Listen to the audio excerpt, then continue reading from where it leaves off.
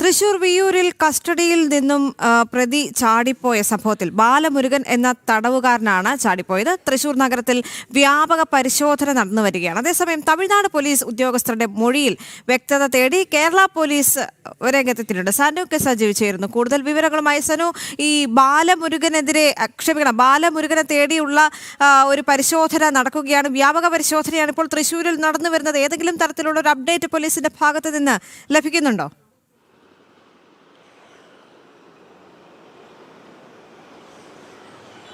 ദേവിക, ഇന്നലെ വൈകിട്ട് 10:30 ബാലമുരുകൻ എന്ന് പറയുന്ന തമിഴ്നാട് തെങ്കാശി സ്വദേശിയായിട്ടുള്ള കുപ്രസിദ്ധമായിട്ടുള്ള ഒരു മോഷ്ടാവ് പോലീസിൻ്റെ, അതായത് തമിഴ്നാട് പോലീസിൻ്റെ വലയിൽ നിന്നല്ല തമിഴ്നാട് പോലീസ് വിയ്യൂരിലേക്ക് കൊണ്ടുവരുന്നതിനിടെ രക്ഷപ്പെടുന്നത്. അതിനുശേഷം, അതായത് ഈ വിയ്യൂർ ജയിലാണ് നമ്മൾ ഈ ദൃശ്യങ്ങളിൽ കാണുന്നത്. ഇതിന് ഏകദേശം ഒരു 100 മീറ്റർ വ്യത്യാസത്തിലാണ് ഈ ബാലമുരുകൻ എന്ന് പറയുന്ന ഈ ഒരു കുപ്രസിദ്ധനായിട്ടുള്ള ഒരു കവർച്ചക്കാരൻ രക്ഷപ്പെടുന്നത്.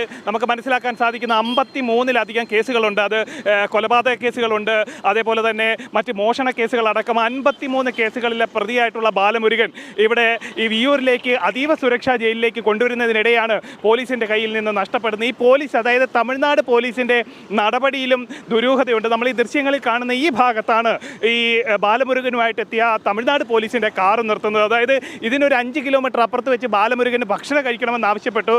തുടർന്ന് കയ്യിലെ വിലം കഴിച്ച് ഭക്ഷണം കഴിക്കാൻ വേണ്ടി അവർ അതിനുവേണ്ട സൗകര്യമൊക്കെ ഈ തമിഴ്നാട് പോലീസ് ചെയ്തു കൊടുത്തിരുന്നു. തുടർന്ന് ഈ വിയ്യൂർ ജയിലിന് ഏകദേശം 100 മീറ്റർ വ്യത്യാസത്തിലാണ് ഈ ബാലമുരുകന് മൂത്രമൊഴിക്കണമെന്നൊരാവശ്യം പോലീസിനോട് നൽകുകയും ഒപ്പം തന്നെ പോലീസിന്റെ കാറിൽ നിന്ന് ബാലമുരുകനെ പുറത്തേക്ക് ഇറക്കുന്നതിനിടയിൽ ഇദ്ദേഹം ഓടി രക്ഷപ്പെടുകയാണ് ചെയ്തത്. അതിൽ രസകരമായിട്ടുള്ള കാര്യം, ഈ ബാലമുരുകൻ എന്ന് പറയുന്ന ഈ കുപ്രസിദ്ധനായിട്ടുള്ള ഈ മോഷ്ടാവ് ചാടിക്കേറിയത് വിയ്യൂർ സെൻട്രൽ ജയിലിന്റെ മതിൽ കടന്നിട്ടാണ്.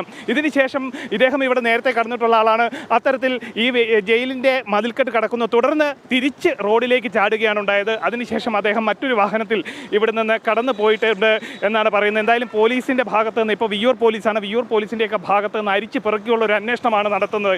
ഇന്നലെ വൈകിട്ട് ഏറെ വൈകിയും പോലീസിന്റെ ഭാഗത്തു നിന്നുള്ള അന്വേഷണമൊക്കെ ഉണ്ടായിരുന്നു. ഇദ്ദേഹത്തിന്റെ ചിത്രങ്ങളടക്കം വാട്സാപ്പ് ഗ്രൂപ്പുകളിൽ അടക്കം പ്രചരിപ്പിച്ചുകൊണ്ടല്ല ഇട്ടുകൊണ്ടുള്ളൊരു അന്വേഷണത്തിനാണ്, പഴുതടച്ചുകൊണ്ടുള്ള അന്വേഷണത്തിനാണ് പോലീസ് നടത്തിക്കൊണ്ടിരിക്കുന്നത്. ഒപ്പം തന്നെ പോലീസ് പറയുന്ന പ്രധാന കാര്യം, ഇന്നലെ വൈകിട്ട് 10:30 ബാലമുരുകൻ തമിഴ്നാട് പോലീസിന്റെ പിടിയിൽ നിന്ന് രക്ഷപ്പെട്ടത്. ഒപ്പം തന്നെ ജയിൽ വളപ്പിലേക്കാണ് ചാടിയിട്ടുള്ളതും.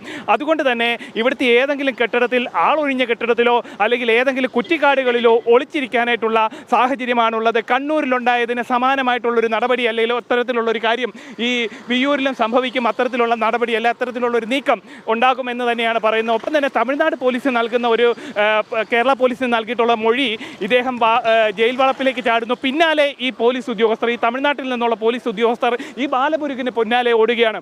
അതിനുശേഷം അദ്ദേഹം ഈ മതിൽ ചാടി റോഡിലേക്ക് എത്തുന്നു. റോഡിൽ നിന്ന് മറ്റൊരു കാറിൽ കയറി രക്ഷപ്പെട്ടിട്ടുണ്ട് എന്നാണ് പോലീസിന് കൊടുത്തിരിക്കുന്ന മൊഴി. അങ്ങനെയെങ്കിൽ ഈ ബാലമുരുകൻ ഇവിടുന്ന് പോകാനായിട്ടുള്ള സാധ്യതയുണ്ട്. അത് തള്ളിക്കളയാനും സാധിക്കില്ല. അങ്ങനെയെങ്കിൽ ജില്ല വിട്ടു പോകാനോ സംസ്ഥാനം വിട്ടു പോകാനോ ഉള്ള സാധ്യതയുണ്ട്.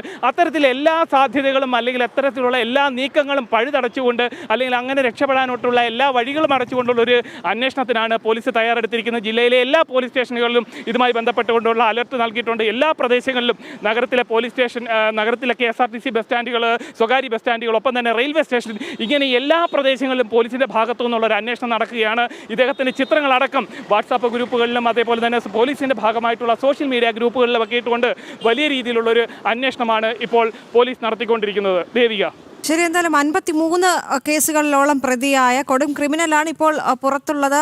അതുമായി ബന്ധപ്പെട്ടുള്ള കൂടുതൽ വിവരങ്ങൾ സനു വരും മണിക്കൂറിൽ തൃശ്ശൂരിൽ നിന്ന് നൽകും.